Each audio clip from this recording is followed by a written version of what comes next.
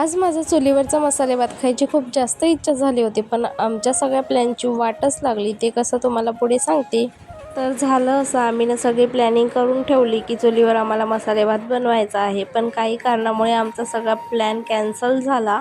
म्हटलं चला चुलीवरचं नाही तर गॅसवरचं तरी मसाले भात खाऊयात आणि तुमच्यासोबत पण शेअर करूयात. आणि सगळ्यात इम्पॉर्टंट म्हणजे मसाले भात चुलीवरचा असो या गॅसवरचा असो, माझा तर जीव की प्राणच आहे. मला चपाती भाकरीपेक्षा ना खिचडी भात हे असं काही सगळं खायला आवडतं. तुम्ही पण माझ्यासारखेच आहात का? मला कॉमेंटमध्ये नक्की सांगा. भात खाल्ल्याशिवाय तर मला वाटतच नाही की मी जेवण केलं म्हणून. इथे ना मस्त फोडणी वगैरे देऊन झालं होतं. पाणी वगैरे टाकून घेतलं आणि कुकरचं झाकण लावून 2 शिट्ट्या घेतल्या.